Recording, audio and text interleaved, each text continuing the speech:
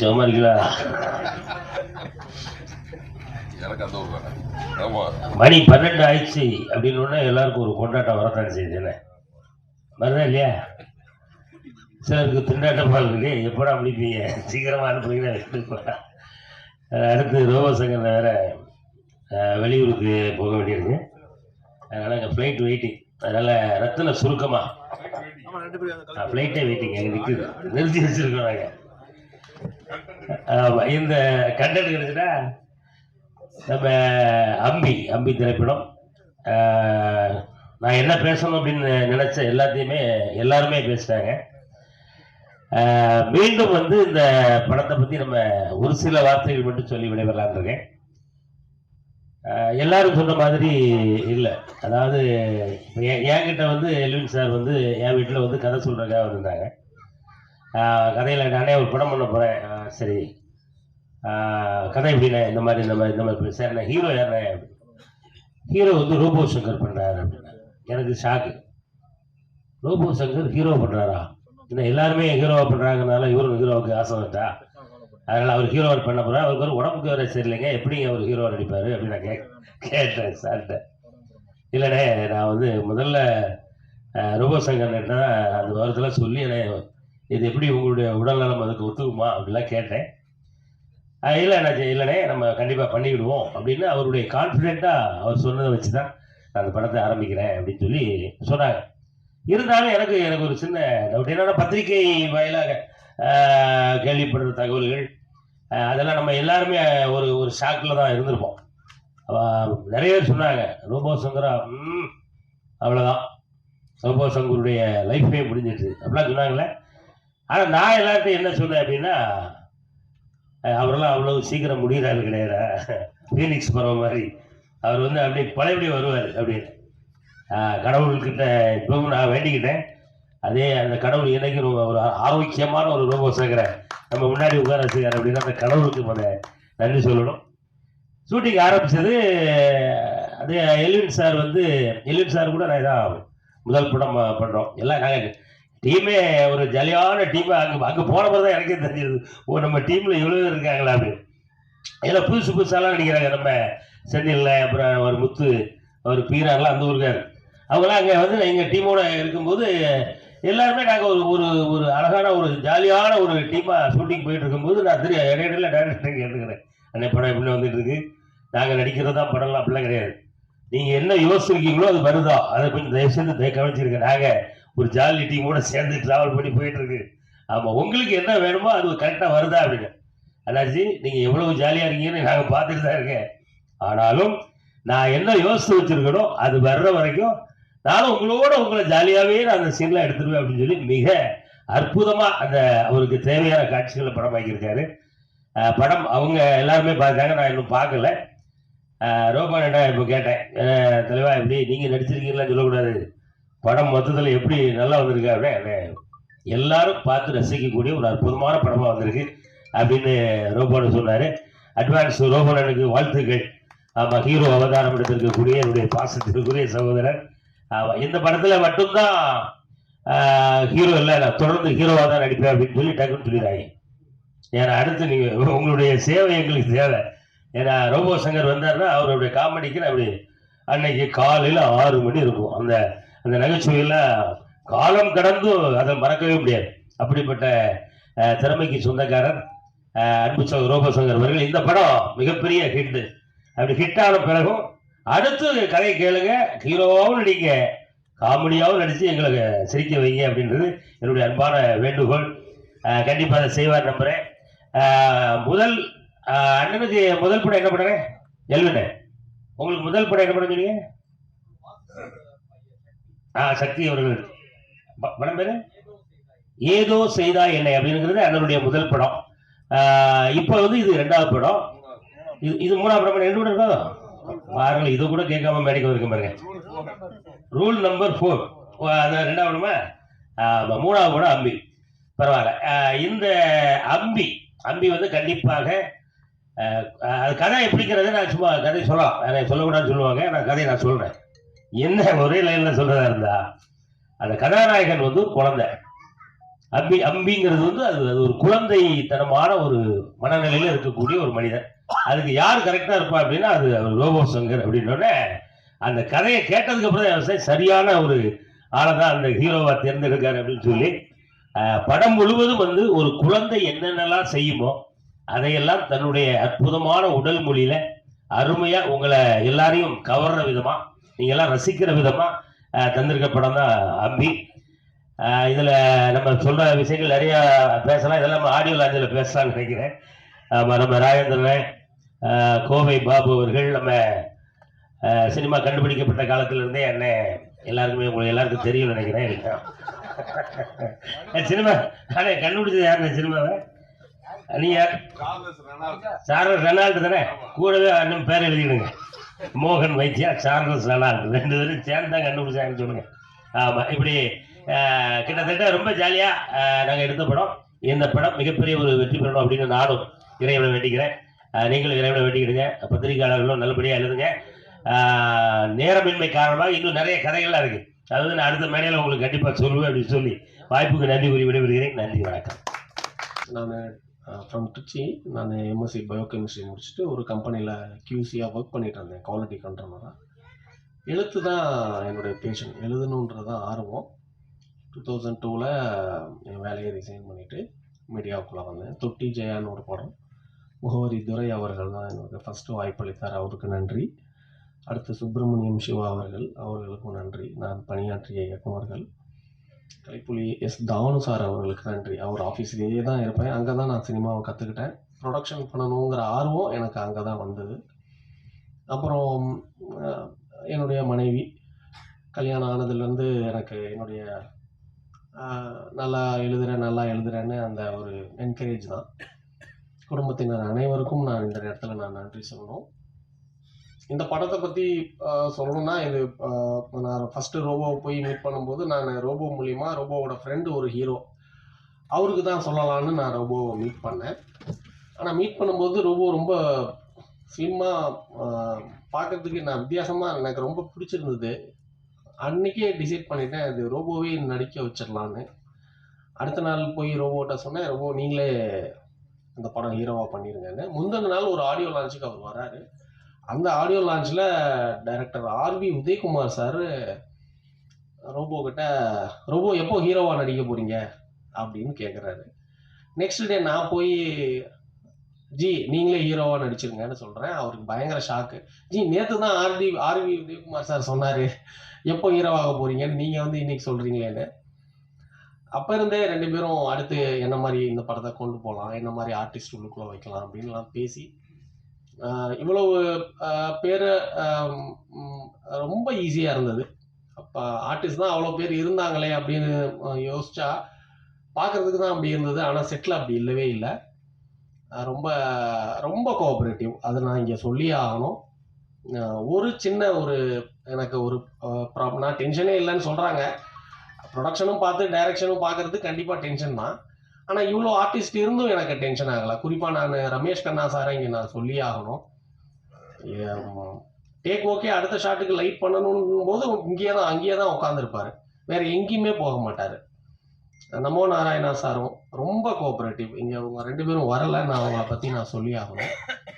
அதே மாதிரி technicians, கேமராமேன்லேருந்து music டைரக்டர்லேருந்து lyric writer, அவர் தான் நான் ராசா இந்த படத்துடைய இணை தயாரிப்பாளர்.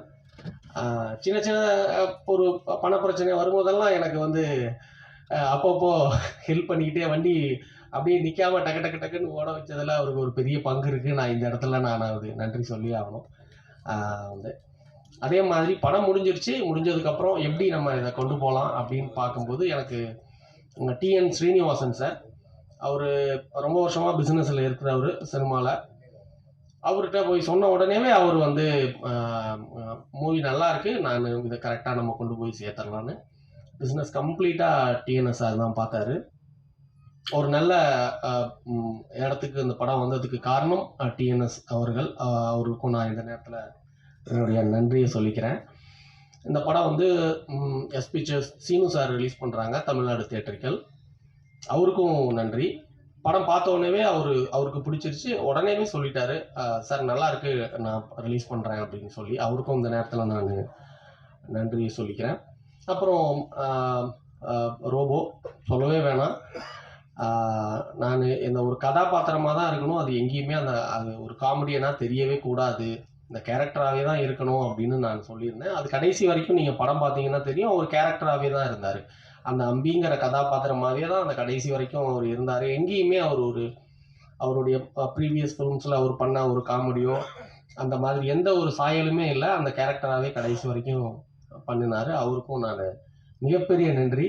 அடுத்து அம்பி 2 போகலாம் அப்படிங்கிற ஒரு இதுவும் இருக்குது இந்த கண்டென்ட்லேயே. அதனால் அவருக்கு என்னுடைய நன்றி. இந்த படம் மே 9 ரிலீஸ் ஆகுது. எல்லாரும் படத்தை ஷோ 8ஆம் தேதி இருக்கும். எல்லாரும் வாங்க, படம் பாருங்கள், நல்ல ஒரு விமர்சனம் தருவீங்கன்னு நம்புகிறேன். அனைவருக்கும் என்னுடைய நன்றி. இங்கே இருக்க ஏதாவது பேர் விட்டா சொல்லிடுங்க. சங்கராபுரம் மக்கள், கள்ளக்குறிச்சி மக்கள் அவ்வளோ சப்போர்ட் பண்ணாங்க ஷூட்டிங்கில். ஒரு வீடு கேட்குறோம், அந்த வீடை வந்து காலையில் கொடுத்துட்டு அவங்க வெளியில் போயிட்டாங்க ஈவினிங் வரைக்கும். நீங்கள் என்ன வேணால் எடுத்துக்கோங்கன்னு சொல்லிட்டு. அதெல்லாம் நம்ம இங்கே சொல்லியே ஆகணும். அவ்வளவு கோஆப்ரேட்டிவாக இருந்தாங்க. அவங்களுக்கு நன்றி. குறிப்பாக வந்து என்னுடைய நண்பர் ரிஷி சார், அவருக்கு நான் இங்கே தேங்க்ஸ் சொல்லி ஆகணும். படம் ரிலீஸ்னு வரும்போது எனக்கு அப்பயும் ஒரு சின்ன ஒரு தேவை, பண தேவை இருந்தது. இம்மிடியட்டாக அவர் வந்து எனக்கு வந்து அந்த பிரச்சனையை தீர்த்தார். அவருக்கும் ராஜா முகமது அயூப் சார் அவர்களுக்கும் மிகப்பெரிய நன்றி சொல்லணும். ஏன்னா எங்கேயுமே ஒரு ஃபினான்ஷியல் க்ரைசிஸ் வராமல் பார்த்துக்கிட்டது நண்பர்கள் தான். ஏன்னா அவங்க இல்லைன்னா இந்த படம் வந்திருக்காது, இந்த அளவுக்கு ப்ரமோஷன்ஸ் எல்லாமே வந்திருக்காது. அதனால் எல்லாருக்கும் நான் நன்றியை சொல்லிக்கிறேன். ரிஷி சார் ரொம்ப ரொம்ப தேங்க்ஸ். வந்து அயூப் சாருக்கும் என்னுடைய தேங்க்ஸ் சொல்லுங்கள். வந்து அனைவருக்கும் நன்றி. இனிய காலை வணக்கம். மதிய வணக்கம் ஆயிடுச்சு இப்போது. ஏன்னா ஒரு 5 நாள் டே நைட் ஷூட்டு. இப்போ கூட சாங் ஷூட் முடிச்சுட்டு அப்படியே வர்றேன். திரும்ப கோயம்புத்தூர் போகிறேன்.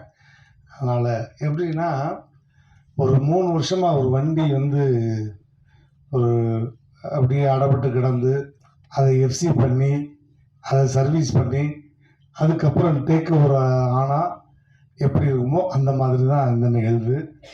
ஸோ ஒரு 2 வருஷம் ரொம்ப சிக்காக இருந்து ஜாயின்டிஸில் படுத்திருந்து அதுக்கப்புறம் எனக்கு ஒரு பெரிய ஒரு லைஃப் கொடுத்ததுன்னா என்னுடைய அன்பு இயக்குனர், நான் செல்லம்மா வாத்தியார்னு கூப்பிடுவேன். இதற்கு தானே ஆசைப்பட்டாய் பாலகுமாரா, இந்த மாதிரி நிறைய ரௌத்ரம் நிறைய வெற்றி படங்களை கொடுத்த கூகுள் சார், சிங்கப்பூர் சலூனில் எனக்கு ஒரு பெரிய என்ட்ரி கொடுத்தாரு.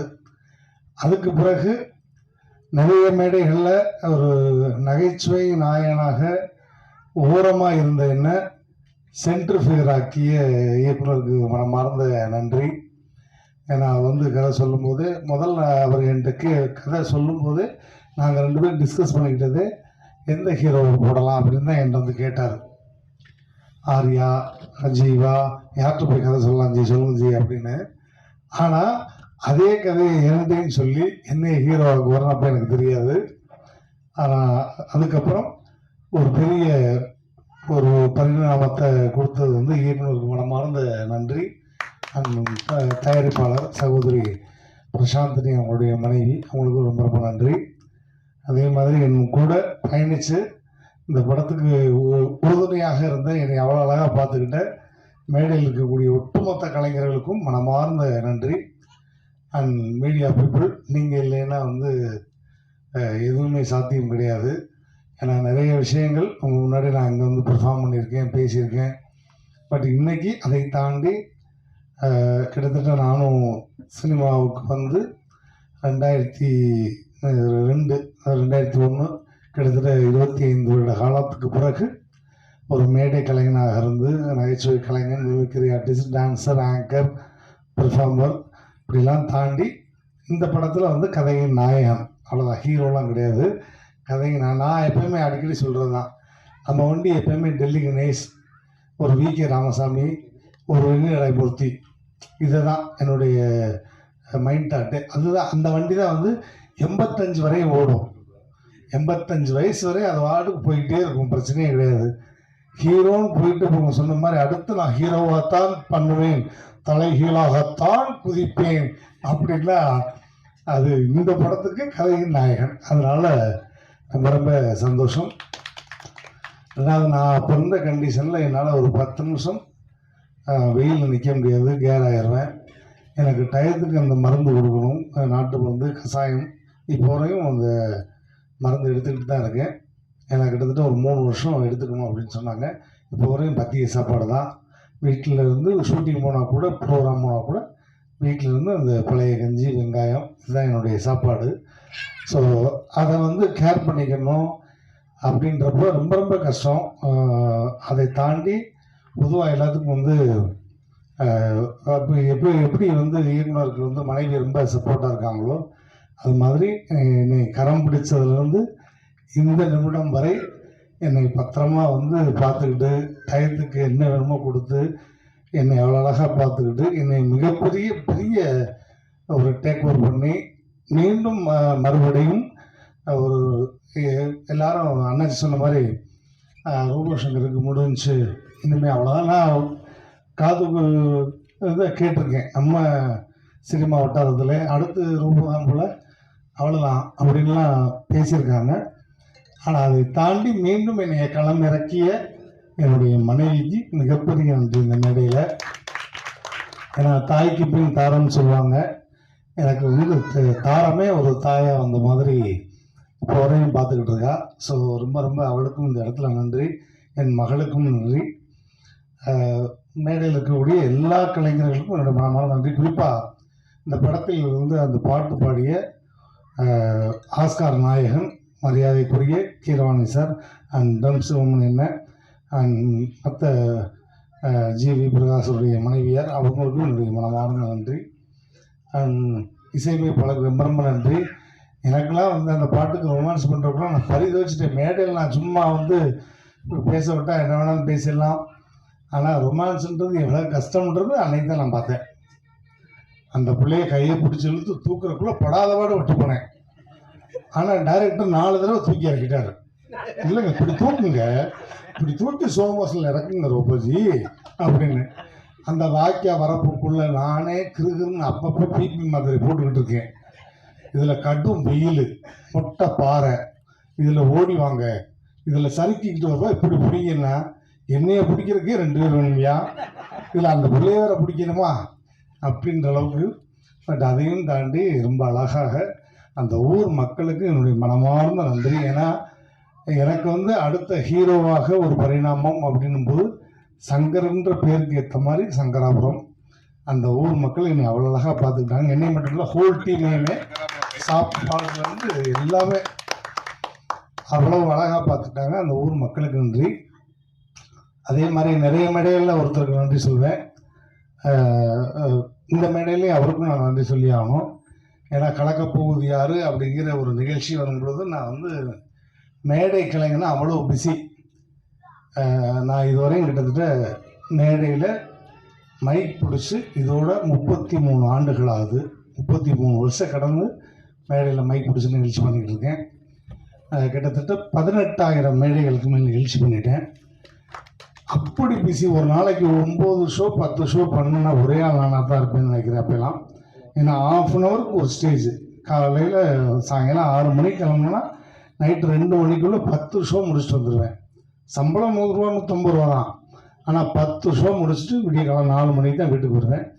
அவ்வளோ பிஸியாக இருக்கும்போது இப்போ கலக்கப்போகுது யார் அப்படிங்கிற ஒரு நிகழ்ச்சி வந்து ஆரம்பிக்க போகிறாங்க விஜய் தொலைக்காட்சியில். அப்போ எனக்கு அன்பண்ணன் பாஸ்கரன் பாஸ்கரன் வந்து ரொம்ப வருஷம் பழக்கம். அண்ணன் வந்து டேய் தம்பி இது வந்து ஒரு தடவை ஆடிஷன் அட்டன் பண்ணிட்டு போ அப்படின்னாரு. அண்ணே எதுக்குன்னு வந்தால் ஒரு எபிசோடு வருவோம் அவ்வளோதான்.